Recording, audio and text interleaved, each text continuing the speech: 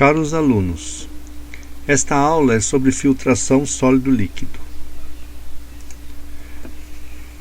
Vamos ver em primeiro lugar a filtração simples.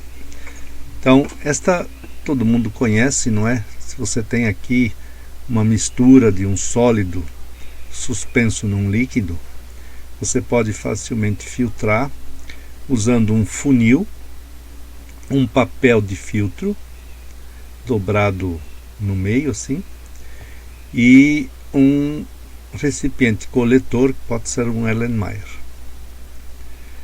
Então você verte aqui a mistura, o sólido fica, o líquido passa e você separou o sólido do líquido. Se você quer acelerar um pouco esse processo, você pode dobrar o papel de filtro desta forma. Então aqui nós temos o papel pregueado, que é o mesmo papel de filtro, só que agora com uma superfície filtrante muito maior.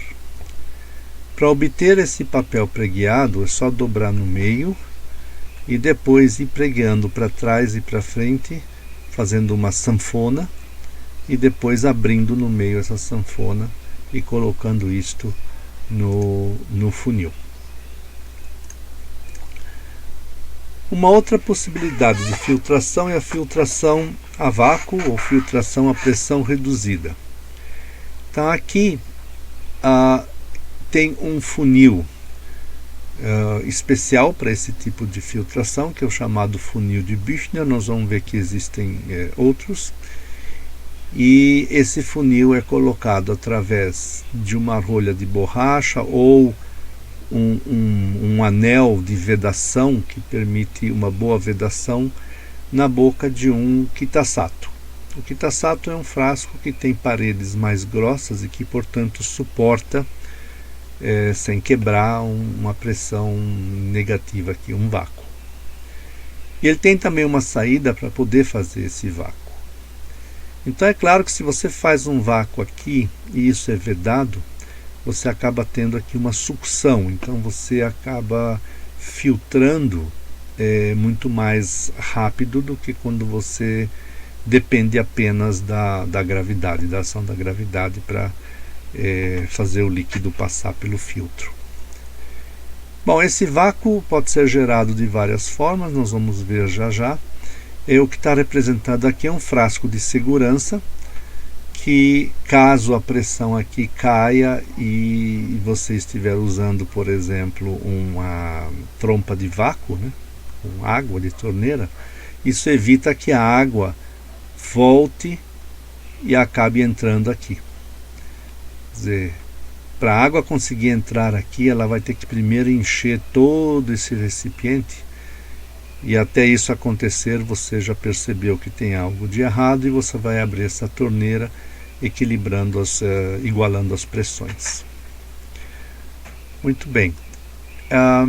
Aqui nós vemos como é um funil de Büchner. Então é um funil de porcelana, que tem uma base aqui que é furada por onde vai passar o líquido, e é sobre esta base furada que você vai colocar um papel de filtro redondo, que tem um diâmetro um pouquinho menor do que o diâmetro interno do funil de Büchner. Quer dizer, a ideia é o papel cobrir a última fileira de furos, mas não encostar na parede, porque quando você molha esse papel acaba dilatando um pouco, e se ele já estiver encostando na parede, ele acaba subindo e aí criando espaços por onde o sólido consegue passar por detrás do papel sem ser filtrado.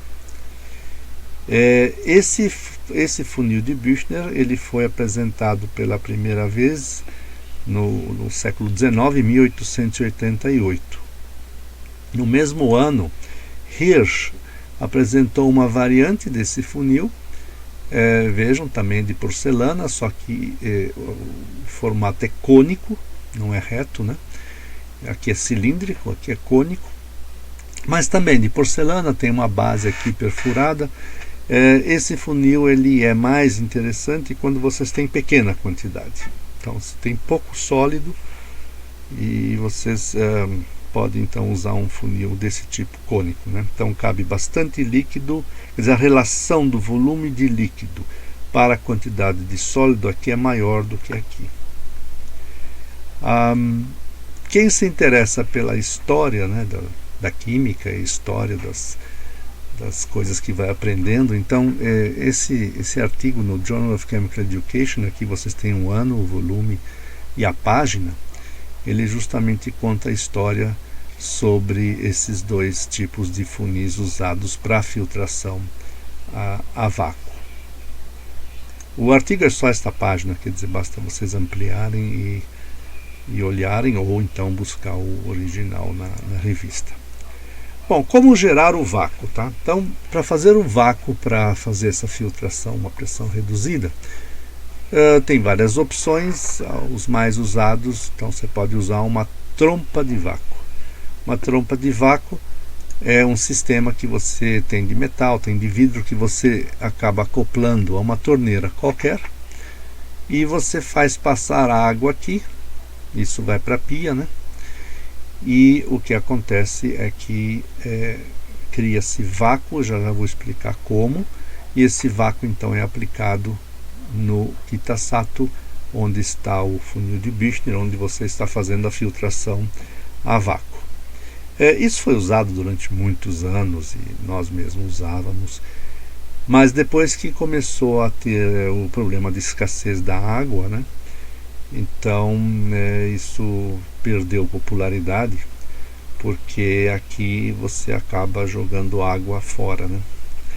E dependendo se você demora para fazer a filtração, é um volume considerável de água que é desperdiçado. Uma outra possibilidade, obviamente, é ter uma bombinha elétrica que gera vácuo e ligar essa bomba direto no Kitasato, ou através daquele frasco de proteção, né? E fazer então a filtração a vácuo deste jeito. Voltando para a trompa de vácuo, né? O que acontece, quer dizer, a ideia aqui é o princípio do efeito Venturi.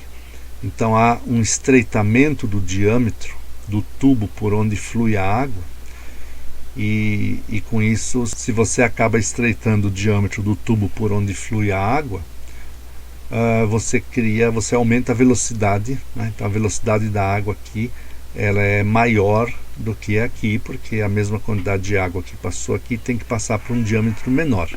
Então ela passa mais rápido. Esse aumento de velocidade ocasiona uma redução da pressão. Então você acaba tendo um ΔP, uma diferença de pressão entre a pressão atmosférica, né, e a pressão neste ponto. E este ponto então é aplicado para o Kitasato, lá para o equipamento de filtração. Seria esta saída aqui.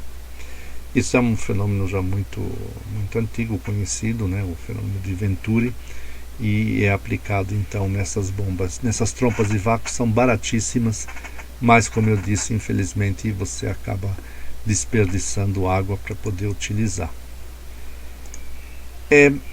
Esse é o link para um vídeo que tem tirei do YouTube,